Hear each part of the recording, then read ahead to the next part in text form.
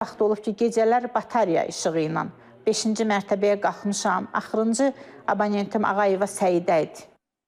Təcrübəli poçtalyon məşəqqət dolu o günləri belə xatırlayır. İradə Ağamirova 43 ildir ki, bu sahədə çalışır. Ağdamda doğulsa da təhsilini bitirəndən sonra 10 il Şuşada 3 saylı poçt şöbəsinin rəisi kimi çalışıb. Şuşa işğal edildiyi günə kimi işini davam etdirib. Ancaq sonra hər kəs kimi o da şəhəri tərk etməyə məcbur olub. Köçkünlük dövründə də məsləyini davam etdirib. Şuşa işğaldan azad ediləndən sonra isə yenidən şəhərə dönüb. Fəxrlə işimə başlamışam. Düzdür, indi biraz işlərimiz azdır. Yəqin ki, insanlar hələ tam məskunlaşdırılmayıb. Getdikcə o da yaxşı olacaq.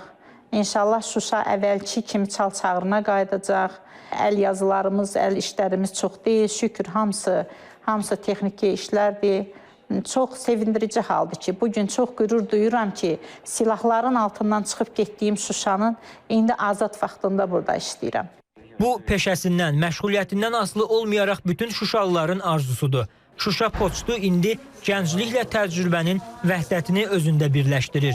Elvin Ərəbov şəhərə gələn məktubları ünvan başına çatdırır. Doğma şəhərini tərk edəndə 10 yaşı olan Elvin Şuşanın hər küçəsinə, tininə bələddir. Salam, hər vaxtınız. Salam, hər vaxtınız. Sağ olun, çox sağ olun. İstiqamət haradır? İnşallah Əhməd bəy Ağoğlu küçəsinə. Elə sizlə həm söhbət ola biz də gedək. Tabii küçələri o vaxtı uşaqkən çox gəzmişəm.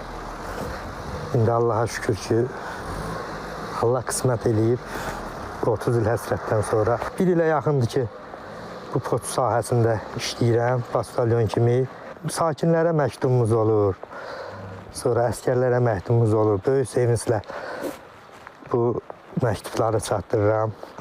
O, hər gün doğma şəhərinə qovuşmanın sevincini yaşayır. Deyir ki, ən çox məktub gətirdiyi yer Şuşa işğaldan azad ediləndən sonra salınan şəhərcikdir. Bu binalar da təzə tikilib. Elə özüm də bu aşağı binada qalıram. Elə məktubların çoxsu da elə sakinlərə gəlir. Elə burada təhvil verirəm. Yəni, gündəlik iş rejimimiz belədir. Hər gün olduğu kimi bugün də poçtalyon şəhər sakinlərindən biri üçün göndərilən məktubu ünvan başına çatdırır.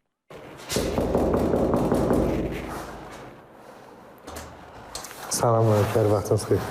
Şuşa postundandır. Sizə bir dənə məktub var. Buyurun.